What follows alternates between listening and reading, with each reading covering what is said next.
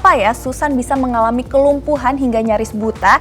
Nah, ini ada penjelasan dari Komisi Nasional Kejadian Ikutan Pasca Imunisasi atau Komnas KIPI yang telah menganalisis kejadian yang menimpa guru Susan. Nah, ternyata guru Susan mengalami Guillain-Barré syndrome yang menginfeksinya sebelum menjalani vaksin. Ini termasuk kejadian yang sangat langka. Nah, sekali lagi jangan khawatir inliners karena vaksinasi COVID telah diberikan kepada 20 juta orang lebih di Indonesia dan relatif minim dampak.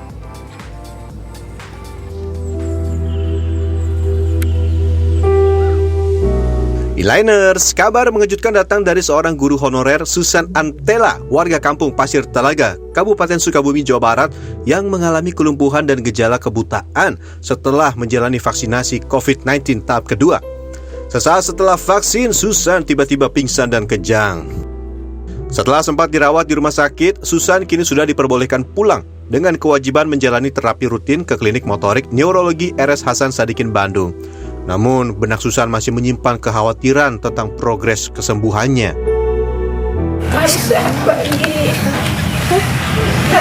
kalaupun nanti ke depannya sehat tapi tidak normal, harus gimana? Saya seorang guru. Penyelidikan pun dilakukan untuk mencari tahu apa yang menyebabkan Susan mengalami kelumpuhan dan kebutaan. Ternyata Susan mengalami infeksi GBS atau Guillain-Barré syndrome yang sangat jarang terjadi. Dan sejauh ini tidak ada cukup bukti yang menunjukkan kaitan sindroma ini dengan vaksinasi COVID-19. Jadi jelas mungkin kami ingin tegaskan kepada masyarakat tidak ada hubungannya vaksin COVID-19 yang diberikan dengan kejadian kelumpuhan. Jadi kejadian kelumpuhan ini kebetulan bersamaan setelah pasien tersebut atau guru tersebut mendapatkan vaksinasi dosis kedua dari vaksin tersebut ya. Nah, khusus pada kasus guru Susan, infeksi GBS terjadi sebelum vaksinasi, sehingga mengganggu sistem imunitas tubuh, sehingga meski Susan tidak divaksin COVID, kelumpuhan ini akan tetap dialaminya. 2 minggu atau 1 bulan sebelum terjadinya disuntik, jadi yang bersangkutan itu sudah terinfeksi dulu.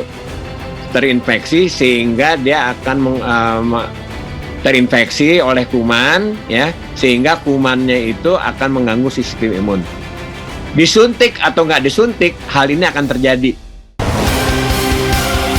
Oleh karenanya, Kementerian Kesehatan menegaskan masyarakat tidak perlu khawatir menjalani vaksinasi COVID-19 karena hampir 20 juta dosis vaksinasi telah diberikan pada masyarakat Indonesia berbagai kalangan tanpa muncul keluhan klinis khusus seperti pada guru Susan.